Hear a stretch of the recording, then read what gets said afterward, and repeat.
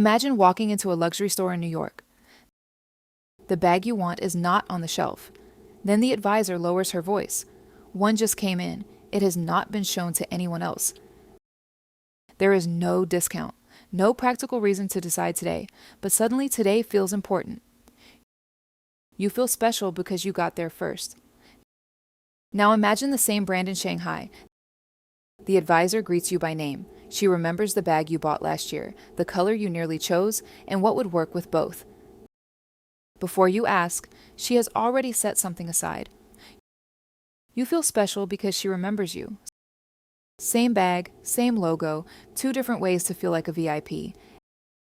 And that difference tells us something surprising about what luxury is really selling. A handbag is supposed to carry things. Once it costs as much as a used car, carrying things is no longer the full explanation.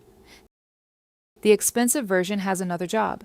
It can mark a promotion, a wedding, a first big paycheck, or simply the moment someone decided she no longer needed permission.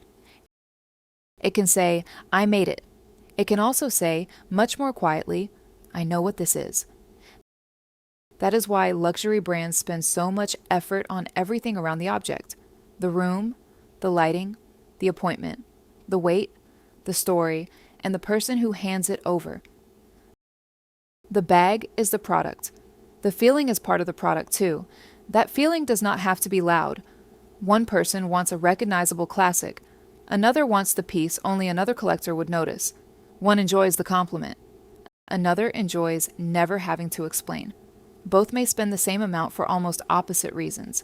The price tells us what they could buy. It does not tell us what they wanted the purchase to say. In 2026, McKinsey and the Business of Fashion reported on more than 2,000 luxury clients in the United States and China, along with client interviews. In both groups, emotional connection ranked among the strongest reasons a brand felt desirable. That is worth pausing on. The two markets did not split into one group that cared about feelings and another that cared only about status. Both wanted the purchase to mean something. The difference was how a store could make that feeling believable. Among the American clients surveyed, early access, limited editions, and member-style benefits stood out. Among the Chinese clients surveyed, personal attention, private appointments, trusted advisors, and recognition carried more weight. One experience says, "You got in." The other says, "We know you." If you have ever received a concert presale code, been upgraded at a hotel, or walked into a restaurant where someone remembered your table, you already understand both kinds of pleasure. They work far below the luxury market too. A neighborhood barista remembering your order can feel better than a loyalty app announcing that you have earned 7 points. Recognition feels personal, access feels fortunate. Good businesses know that customers often want one, the other, or some combination of both. Start with access. In the American version of the luxury game, the object often becomes more exciting when not everyone can get it. A private preview, a limited release, a color available in one city, a message from an advisor before the official launch. The price creates one barrier. Information creates another. You may have the money and still miss the bag. Someone else knew sooner, joined earlier, or had the right relationship when the call came in. This makes shopping feel a little like a hunt. The win is not just owning the piece, it is having a story about how you found it. A bag ordered from an endless web page arrives with a receipt. A bag found after 3 cities, 2 calls, and 1 perfectly timed message arrives with a plot. Luxury brands do not always create that scarcity by accident. A little difficulty can make access feel earned, even when the only practical achievement was being available when the phone rang. The U.S. survey contained a nice clue.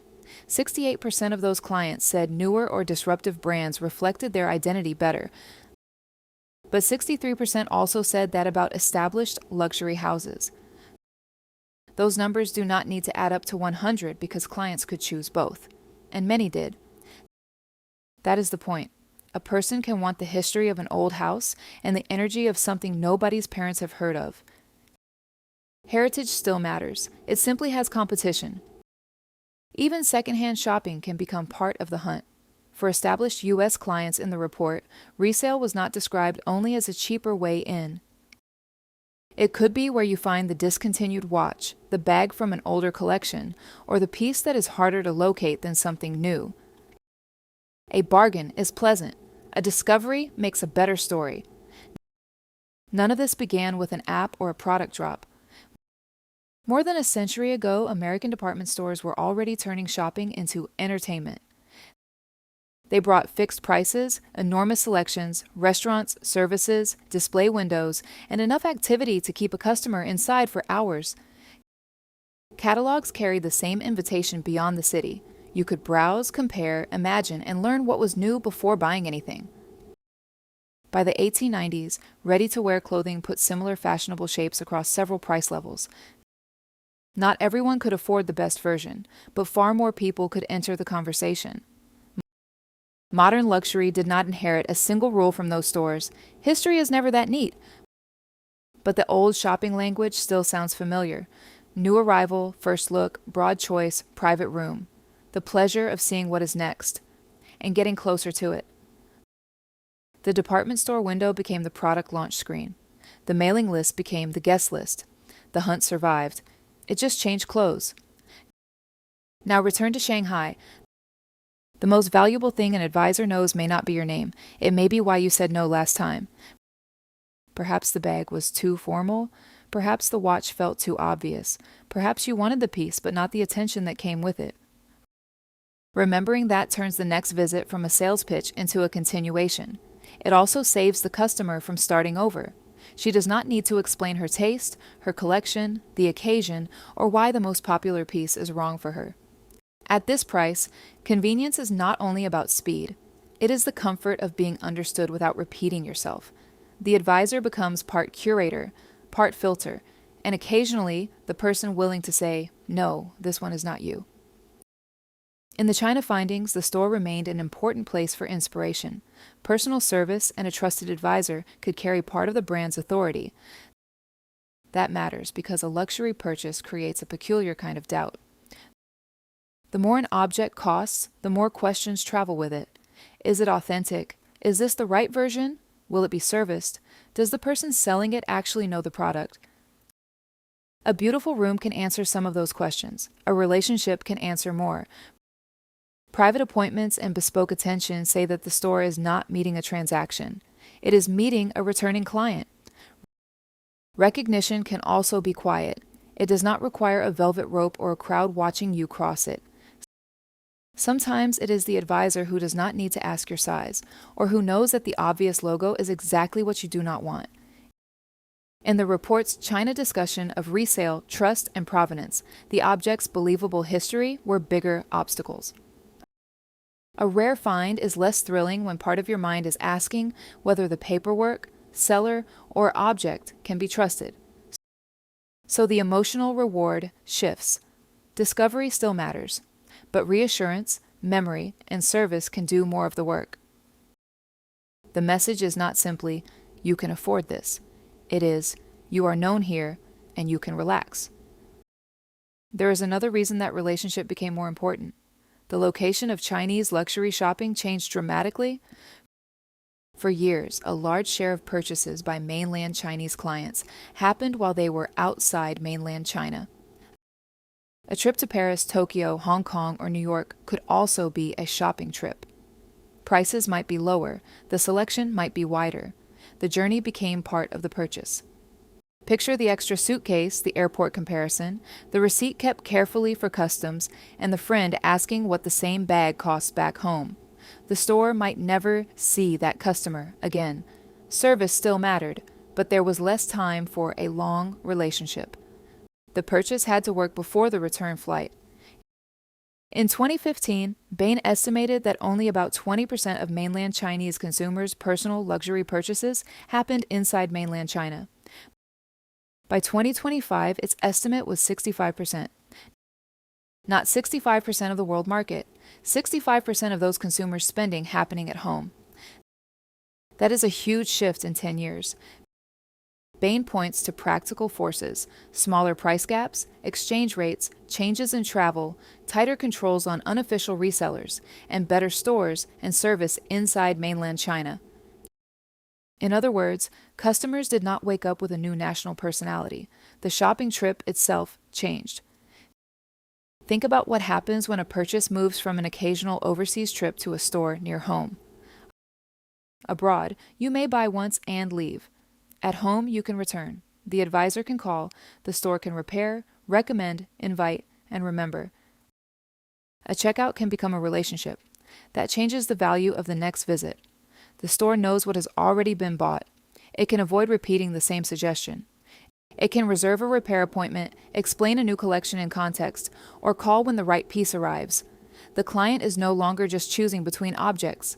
She is also deciding whether this is the store and the advisor she wants to return to for years. Global luxury boutiques were still relatively new to mainland China when Louis Vuitton opened its first mainland location at Beijing's Palace Hotel in 1992. That was not the beginning of luxury in China.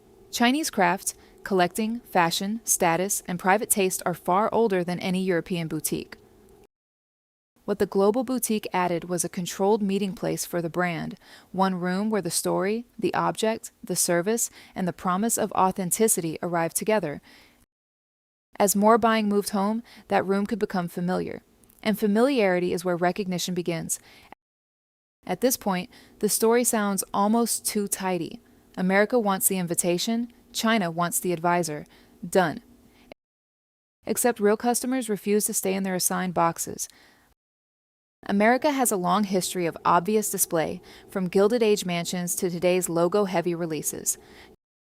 China has well-documented forms of quiet luxury too, objects chosen for private pleasure, expertise, or identity rather than public recognition. An American client can value a trusted relationship above any limited edition. A Chinese client can enjoy being first in line. The same customer may want access when buying a rare watch, reassurance when buying jewelry, and warm recognition when returning for a repair. These are not instructions printed on 2 passports. They are patterns among luxury clients inside 2 retail systems, useful patterns, but not personality tests. And those systems keep changing. A new brand can build a community without a century of history. A resale platform can make an old object easier to trust. A skilled advisor can turn a global chain into a very personal room. Technology can also copy parts of both experiences. An app can offer early access. A customer file can remember every purchase. But knowing what someone bought is not the same as knowing why she bought it. That final gap, the difference between data and attention, is where human service still earns its place. Imagine a global brand ignoring all of this. It builds the same marble store in every city, same shelves, same launch, same message, same polite script at the door. The object is consistent. The experience is technically perfect, and something still feels slightly off. In a market where access creates excitement, the store may feel too available. In a market where recognition creates trust, it may feel too anonymous. The mistake is treating luxury as an expensive object surrounded by decoration. The decoration is not the system. The system is what makes a customer feel early, known, safe, surprised, or understood. That is why the best luxury stores do more than display products. They manage time, information, attention, and memory. Time, who sees it first? Information, who knows it exists? Attention, who receives the private appointment? Memory, who is recognized on the next visit. The bag sits in the middle. The invisible product surrounds it. Return to our 2 shoppers. In New York, the advisor brings out the bag no one else has seen. The customer gets a small story of discovery. I found it. I knew first. I got in. In Shanghai, the advisor brings out the bag she remembered. The customer gets a small story of recognition. They know me. They understand what I like. I can trust this place. Neither story belongs to only one country. Neither explains every purchase. But together they reveal why 2 nearly identical stores can create different feelings around the same object. Luxury is the leather, the craft, and the price. It is also the invitation, the advisor, the proof, the memory, and the story you get to keep. The bag crossed the world unchanged. The promise around it did not.